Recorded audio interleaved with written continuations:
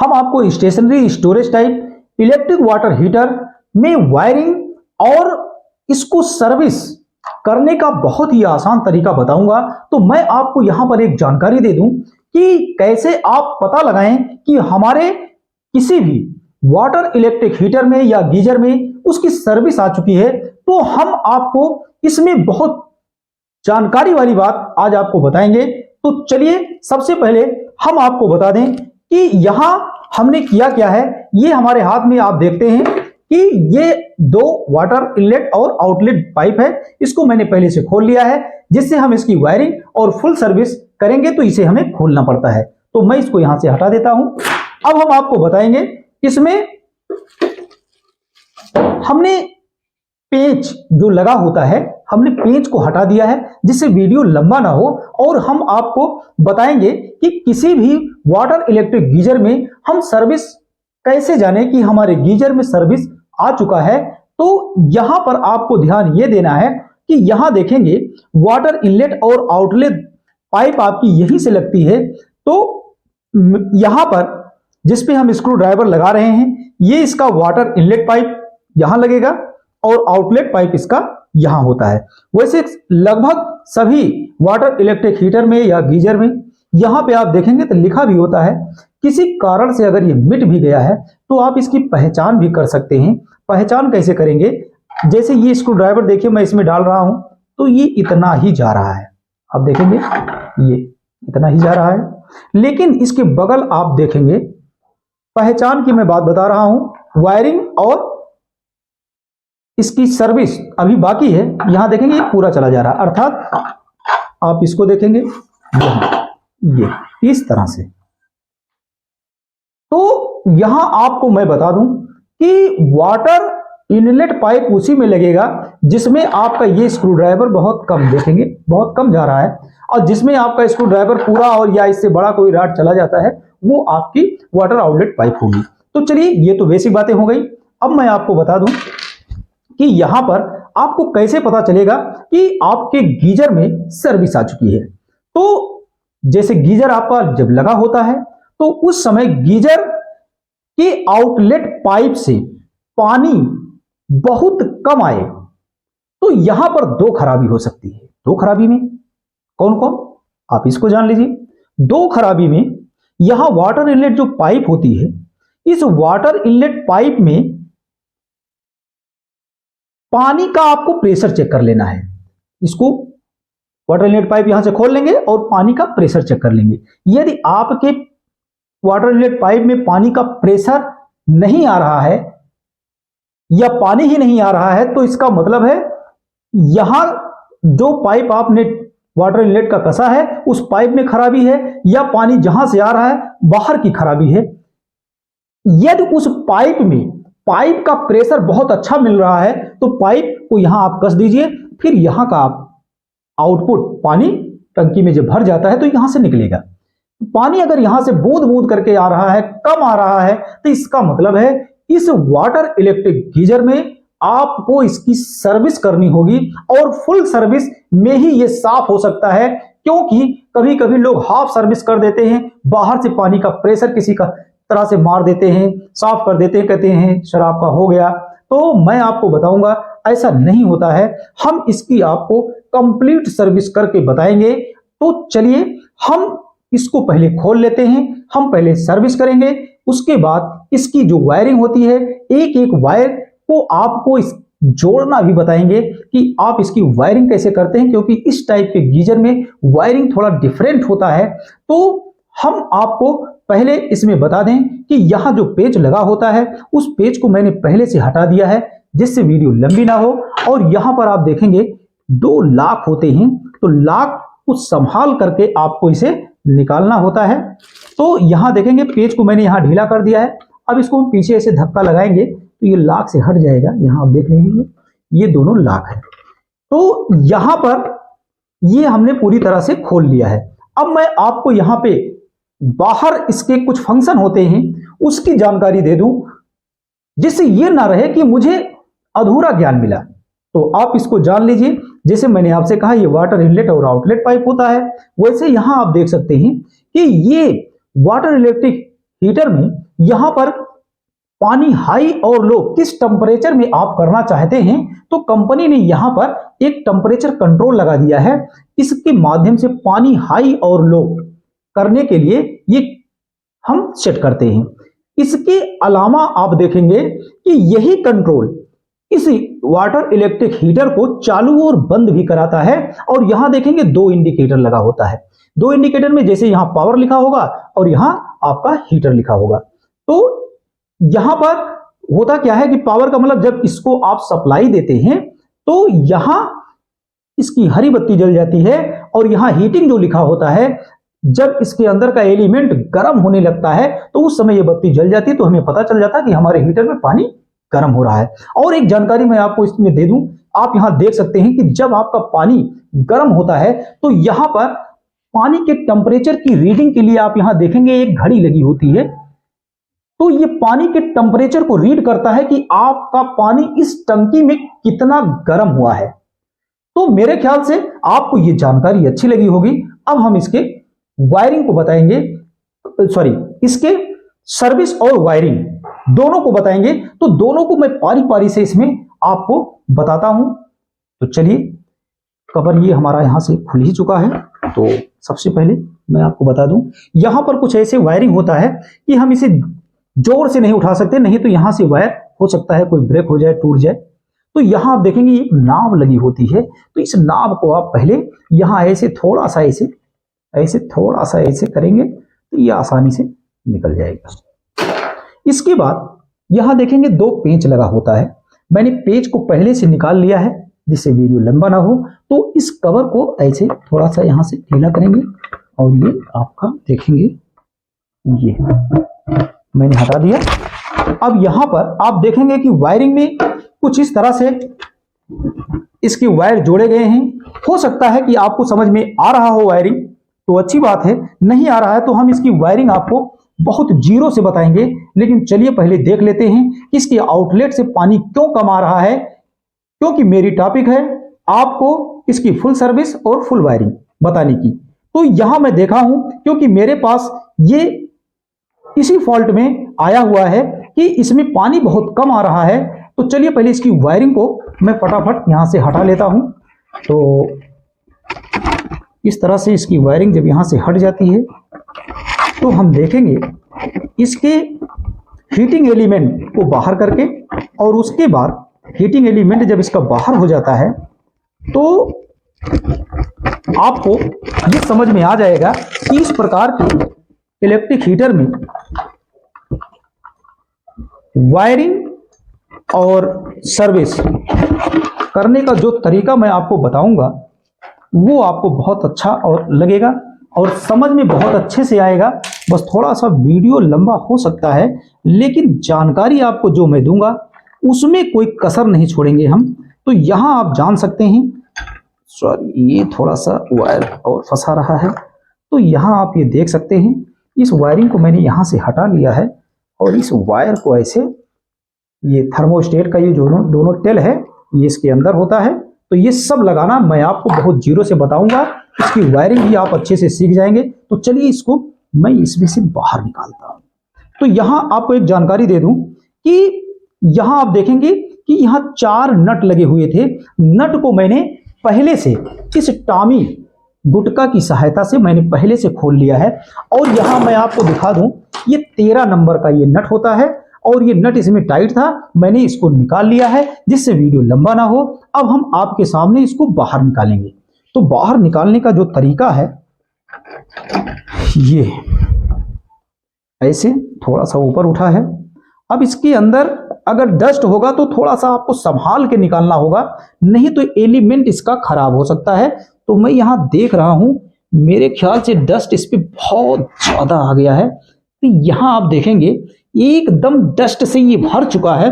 Dust का मतलब क्या होता है, ये पानी का जो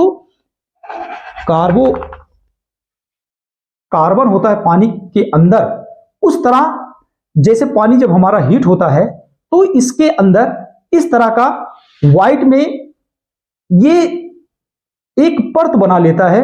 और इस परत की वजह से क्या होता है कि जैसे इस एलिमेंट पर इस तरह का ये जो आप देख रहे हैं कार्बन टाइप का। तो ये जैसे इस पे लगा हुआ है, ठीक इसी प्रकार से इसके अंदर भीतर दीवार पे भी आपको देखने को मिल जाएगा। अब मैं आपको इसमें कैमरा जूम करके नहीं दिखा सकता हूं, लेकिन आप अपने वाटर इलेक्ट्रिक गीजर के कैबिनेट के अंदर जरूर देख लेना कि जैसे इसके ऊपर जिस तरह से ये बिल्कुल चिपक गया है, ऐसे इसके अंदर भी पानी का जो मार्ग होता है आउटलेट के पास, अगर इस तरह से कार्बन ज्यादा आ जाएगा तो वहां से पानी निकलने का जो रास्ता होता है वो ब्लॉक हो जाता है। यही वजह होता है कि वो आउटलेट से पानी कम निकलता है। तो हम इसे साफ करने का बहुत सही तरीका आपको बताऊंगा। तो चलिए पहले मैं इसको साफ करके आपको दिखाता हूं। साफ करने के लिए बहुत आसान ट्रिक मेरे पास है। तो यहां पर आपको करना क्या है, आप देखेंगे मेरे पास ऐसे एक ब्लेड है।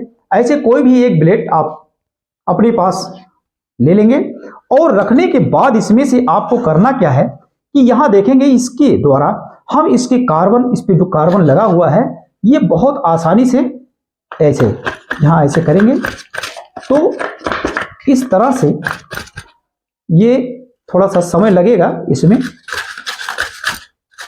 से ऐसे यहां से ऐसे निकाल लेना होता है। तो ये लगभग मेरा हीटिंग एलिमेंट से ये कैल्शियम कार्बोनेट इसके ऊपर का हम साफ कर चुके हैं। और ये आप जान लीजिए इसके ऊपर कैल्शियम कार्बोनेट जम कैसे जाता है, तो पानी जब इसके अंदर हीट होता है तो पानी का जो कैल्शियम होता है, कार्बोनेट होता है, वो अलग हो जाता है और धीरे धीरे वो डस्ट के रूप में इसके ऊपर बैठ करके वो अपना एक स्थान बना लेता है और इस पे जम जाता है। तो अब यहाँ आप देख रहे होंगे कि इसमें हमने क्या किया है कि इसे ब्लेड से मैंने अच्छे से साफ कर दिया, लेकिन फिर भी अभी आप यहाँ देख रहे होंगे थोड़ा थोड़ा डस्ट टाइप में अभी लगा हुआ है। तो इसे हटाने का एक आसान तरीका मैं आपको बताऊंगा। तो सबसे पहले हम क्या करेंगे, हमारे पास यहाँ आप देखेंगे ये ऐसे एक केमिकल है। तो इस केमिकल के द्वारा हम इसको साफ करेंगे और आप देखेंगे बिल्कुल ये चमक सा जाता है इसके द्वारा। और आपको ये बता दें कि इस टाइप का केमिकल आपको कैसे मिलेगा, तो किसी भी टाइल्स की दुकान पे आप जाते हैं तो वहां आप बताएंगे कि मुझे टाइल्स साफ करना है, तो इस टाइप का वो एसिड आपको दे देगा और उसे ला करके आप इसमें डालेंगे। तो थोड़ा सेफ्टी से आपको करना होता है, जैसे एसिड कहीं आपके फर्श पे ना गिरे, क्योंकि सीमेंट जो होता है आपका सीमेंट फर्श का कट सकता है। तो यहां मैं इसको प्लास्टिक के बर्तन में साफ करूंगा। तो सबसे पहले मैं इसका ढक्कन ढीला कर लेता हूं और थोड़ा सा ढक्कन इसका ढीला भी रहेगा और यहाँ पे आपको ऐसे थोड़ा सा ढीला करके इसके ऊपर गिराना है।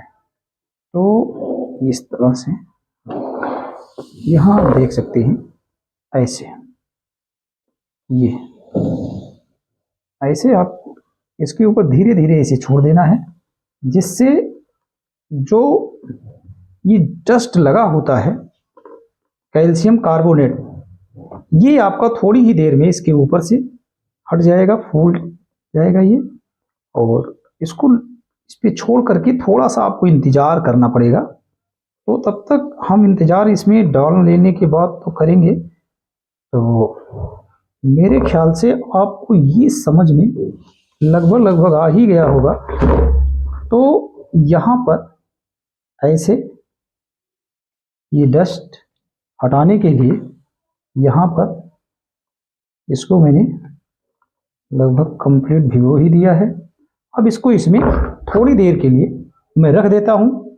और यहां पर हमें अब दूसरा काम क्या करना है, चलिए इसको थोड़ा सा मैं इंतजार कर लेता हूं, तब तक ये साफ हो जाएगा, क्योंकि तुरंत नहीं हटता। अब इसके लिए हम क्या करेंगे, इसके ऊपर देखेंगे कुछ डस्ट आ गया था, इसको हटा देंगे। और यहां आप देखेंगे इसमें ये जो चारों नट लगे होते हैं, इन्हें थोड़ा सा आपको संभाल के इसके अंदर से निकाल लेना होता है, नहीं तो ये अक्सर खो जाता है। क्योंकि अब इसमें हम थोड़ा सा ये अपनी एसिड जो है इस टैंक में भी डालेंगे। तो यहां पर इस टैंक में इस एसिड को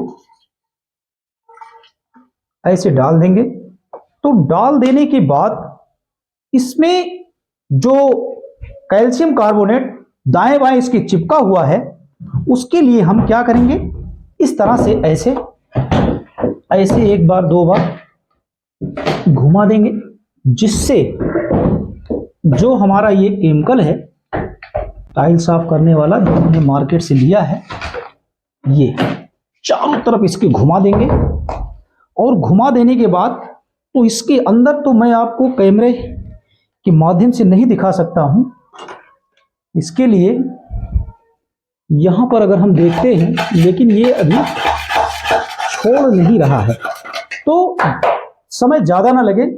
आपको इसमें और कौन कौन से तरीके अपनाने हैं कि अगर किसी कारण से इसके अंदर साफ नहीं हो पा रहा है, क्योंकि कभी कभी ये जो ब्लेड होता है इसके अंदर मैं इस ब्लेड को डाल देता हूं और ब्लेड को डाल करके अगर मेरा हाथ जा सकता है इसके अंदर, तो इस तरह का ब्लेड डाल करके मैं उसको आसानी से काट देता हूं। क्योंकि यहां पर एक दूसरा वीडियो हमारा आप देख सकते हैं, इसके पहले मैं इलेक्ट्रिक गीजर का एक वीडियो बनाया हूं, तो उसमें आप जान सकते हैं कि उसको भी मैंने ठीक इसी प्रकार से सर्विस करके उसमें भी दिखाया है, लेकिन उससे ये थोड़ा सा डिफरेंट है। और इसमें मैं आपको कुछ अलग करके आज दिखाना चाहता हूं कि किसी कारण से अगर इसके अंदर का जो कैल्शियम कार्बोनेट है वो नहीं छूट रहा है, आप परेशान हो जा रहे हैं, तो मैं आपको इसका आसान ट्रिक बताऊंगा क्या करना है। अगर ये इसके अंदर नहीं जा रहा है, आपका हाथ नहीं जा रहा है, तो आपको क्या करना है, ऐसे एसिड को डाल देना है। इसके द्वारा अगर नहीं साफ होता है तो मैं आपको बता दूं, इसके दो रास्ते हैं। यदि आप इलेक्ट्रिक लाइन से हैं, फ्रिज एसी का काम करते हैं, तो हो सकता है कि आपके पास ये जेट पंप होगा, तो इस जेट पंप की सहायता से केमिकल को डाल देते हैं, इस केमिकल को डाल देते हैं ताकि वो थोड़ा सा अपना स्थान बदल ले अंदर में, और इस मशीन के द्वारा यहां प्रेशर के द्वारा हम इस मशीन से उसके डस्ट को आसानी से छुड़ा सकते हैं। अभी मैं आपको ये करके भी दिखाता हूं, क्योंकि मैं इसके पहले भी देख चुका हूं कि बहुत मैंने कोशिश किया है, तो वो बहुत ज्यादा इसके अंदर डस्ट लगा हुआ है, ये सब पाइपें इसकी अंदर से ब्लॉक हो चुकी हैं। तो उस डस्ट को हटाने के लिए हम यहां पर मशीन का प्रयोग करेंगे। और एक बात आपको बता दें कि यदि आपको ये मशीन नहीं मिल पाती है सर्विस करने के लिए इसकी, तो इसके लिए आपका केवल 10 रुपए का खर्चा आएगा, हो सकता है 15 या 20 लग जाए। तो तरीका क्या है, बिल्कुल आप ये केमिकल मार्केट से ले आते हैं, इसमें डाल दीजिए, थोड़ा देर इंतजार कर लीजिए। उसके बाद इस टैंक को आपके नजदीकी में कहीं गाड़ी अगर सर्विस हो रही है, सर्विस का मतलब धुलाई हो, जो बाइक की धुलाई होती है या मारुति की या ट्रक की, जहां पे गाड़ी धुली जाती है वहां पर प्रेशर मशीन होती है, और वहां ले जाएंगे, उसे 10 रुपए 15 रुपए 20 रुपए जो भी लगता है आप उसे दे देंगे और बता देंगे भैया इसको आपको कहां कहां पानी मारना है, तो वो आसानी से इसके अंदर के जितने भी कैल्शियम कार्बोनेट हैं उस प्रेशर से बहुत अच्छे से साफ कर देगा, और ये टैंक आपका पूरी तरह से क्लीन हो जाएगा। तो चलिए हम आपको इस जेट पंप के द्वारा इसको पहले साफ कर लेते हैं इसके अंदर। तो साफ करने के बाद हम आपको इसको असेंबल करने का भी तरीका बताएंगे, और वायरिंग का भी आपको एक नई ट्रिक मिल जाएगी कि इस तरह की वायरिंग हमें शायद पहली बार किसी ने बताया है। तो चलिए हम इसको पहले सर्विस के लिए बाहर ले चलेंगे, क्योंकि यहां थोड़ा सा मशीन चलाने में और पानी गिराने में थोड़ा असुविधा है, तो हम इसको बाहर ये काम करेंगे। तो चलिए इसको ले चलते हैं।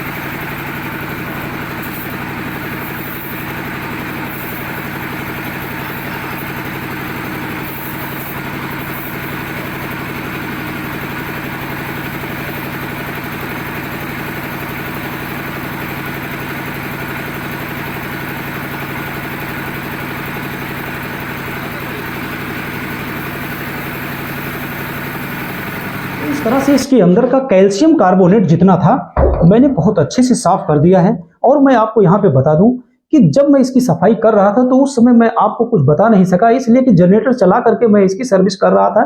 तो ये बहुत अच्छे से साफ हो गया है। अब आपको इसमें एक नई जानकारी और दे दें कि इसमें ये जो वाटर इनलेट और आउटलेट पाइप होती है, इसमें ऐसे कोई एक पाइप आप ले लेंगे और इसमें थोड़ा थोड़ा केमिकल डाल करके अगर आपके पास है तो इसके बाद इसको 2-4 बार इसको ऐसे घुमा देंगे, जिससे इसके अंदर अगर कैल्शियम कार्बोनेट फंसा है तो वो टूट जाएगा।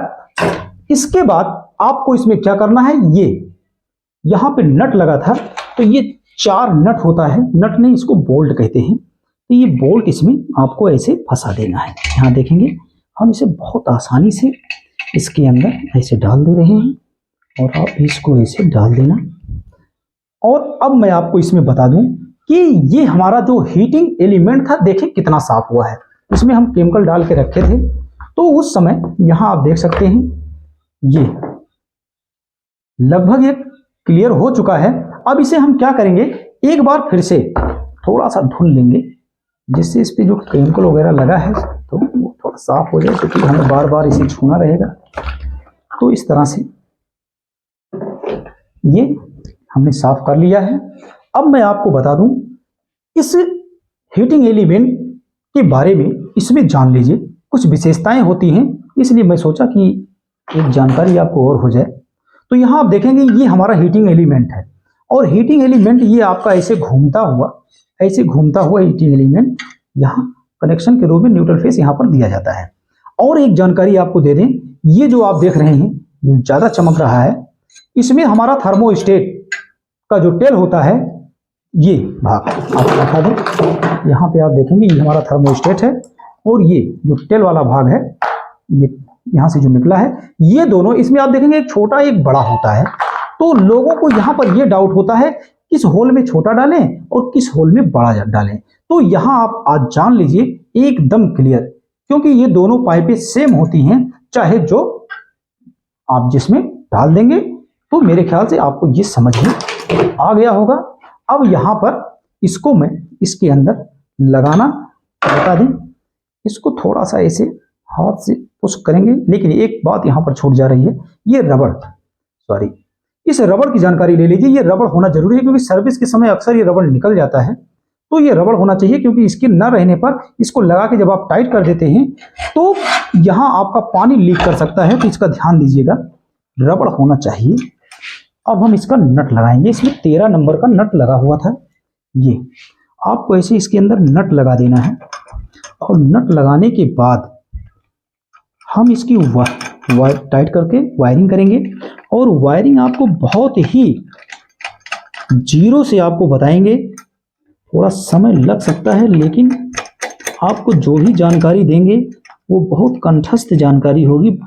और आपको यहाँ से सीख लेने के बाद किसी दूसरे काउंटर पर मदद लेने की जरूरत नहीं पड़ेगी, आपको समझ में आ जाए, हमें बहुत खुशी होगी। और इस बात का ध्यान रखिएगा थोड़ा सा मेरे लिए, अगर आपको अच्छा लगे तो कमेंट जरूर करिएगा और कमेंट में लिख दीजिएगा आप हैं कहाँ से, तो हमें और अच्छा लग जाएगा। तो इस तरह से आप इसकी चारों नट को यहाँ पे ऐसे टाइट कर लेंगे, और टाइट जब ये हो जाता है उसके बाद हम इसकी वायरिंग करेंगे। वायरिंग इसकी बहुत आसान है।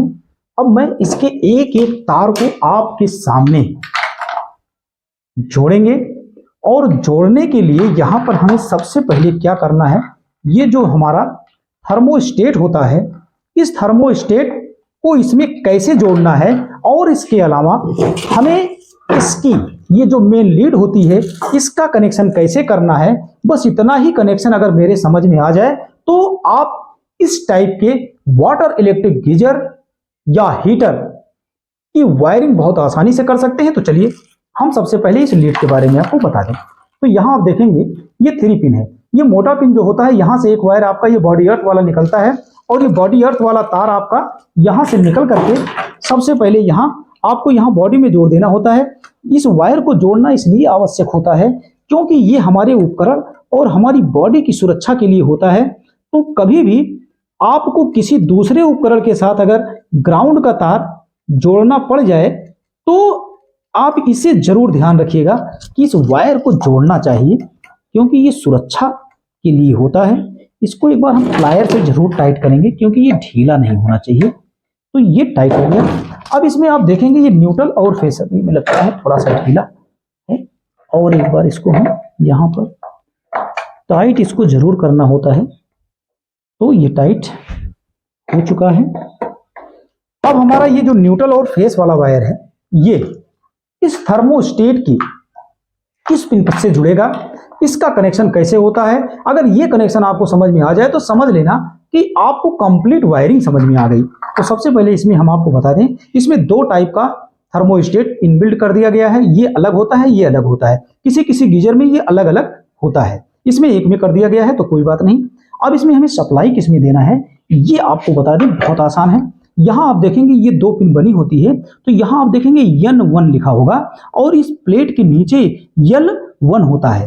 तो यहां पर हमें न्यूट्रल और फेस का तार जोड़ना है। तो चलिए हमारी लीड का ये न्यूट्रल वायर यहां जुड़ जाएगा और ये जो फेज वायर है ये आपको यहां दे देना है। तो न्यूट्रल फेज जब आप इसमें जोड़ देते हैं तो ये न्यूट्रल सप्लाई यहां N2 के रूप में आ जाती है और फेज सप्लाई यहां पर L2 के रूप में आ जाता है। तो अब हम न्यूट्रल को पहले फाइनल ही कर लें। तो इसमें न्यूट्रल तार कहां जुड़ेगा आप ये जान लीजिए। न्यूट्रल तार आपका यहां से देखेंगे, यहां से निकलेगा। तो यहां से न्यूट्रल निकलकर ये जो आपका हीटिंग एलिमेंट है इसी में आएगा। जैसे ये वायर मैं ले लेता हूं और इसको यहां पे जोड़ रहा हूं।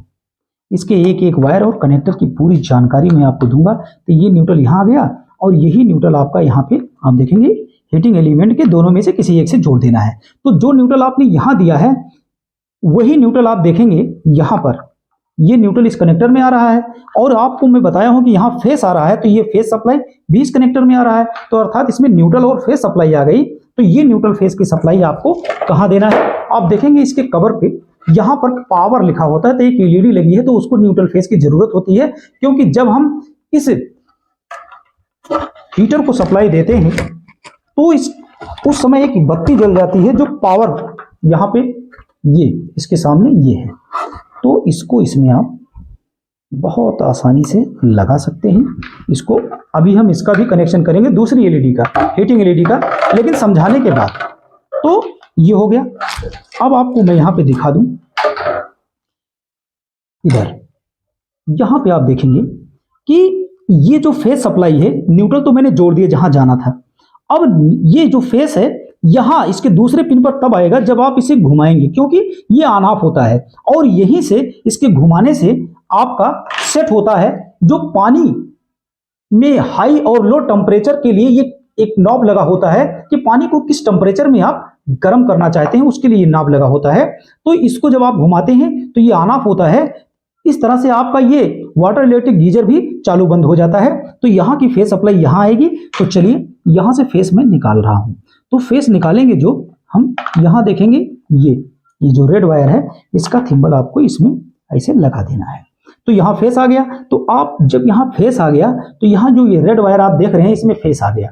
अब ये फेस आ गया तो हीटिंग एलिमेंट हमारा खाली है, तो मैंने हीटिंग एलिमेंट से इसको जोड़ दिया।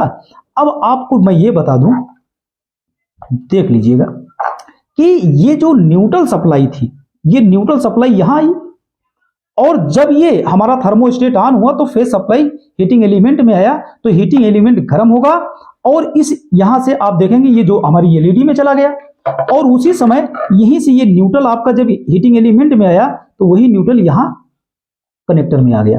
और जब ये थर्मोस्टेट ऑन हुआ तो फेस सप्लाई यहां हीटिंग एलिमेंट में आया और वही फेस सप्लाई इस कनेक्टर में आ गया। अर्थात इसमें भी आपका न्यूट्रल फेस आ गया। जब आपका हीटिंग एलिमेंट गर्म होगा तो यहां पर देखेंगे हीटिंग लिखा है तो ये आपकी बत्ती जलेगी। तो यहां पर मैं इसको भी लगा दूं, बहुत आसान है, ये लग गया। इसकी वायरिंग मैंने कर दिया। तो अब इसमें आपको बता दें कि ये थर्मोस्टेट में दो थर्मोस्टेट यहां पर जो जोड़ा गया है तो इसकी विशेषता क्या है कि जिस टेम्परेचर पे हम इसको सेट कर देते हैं अगर पानी उससे ज्यादा टेम्परेचर पर गर्म हो जाता है तो ये थर्मोस्टेट कट जाता है। और किसी कारण से अगर ये थर्मोस्टेट नहीं कटा तो आप देखेंगे इसके बगल वाला जो थर्मोस्टेट होता है ये कट जाता है और इस थर्मोस्टेट के कट जाने से न्यूट्रल फेस की सप्लाई यहां नहीं आती, जिससे आपका गीजर में एक भारी नुकसान होने से बच जाता है। अब इसका जो दोनों टेल है हमने आपसे बताया है कि ये दोनों चाहे जो चाहे जिसमें यहां डाल देना है। तो यहां देखेंगे 2 सुराख ये बना होता है, तो ये इसको चाहे जिसमें ऐसे आपको जहां तक जा रहा है बिल्कुल ऐसे उतना आप इसके अंदर लगा सकते हैं। तो इस तरह से इसकी वायरिंग मैंने कंप्लीट कर दिया है।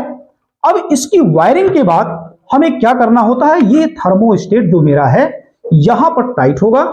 तो टाइट कर लेने के बाद आपकी वायरिंग कंप्लीट हो जाएगी। तो मेरे ख्याल से आपको stationary storage type electric water heater में कंप्लीट सर्विस और उसकी वायरिंग कैसे करना है ये समझ में आ गया होगा। Thank you.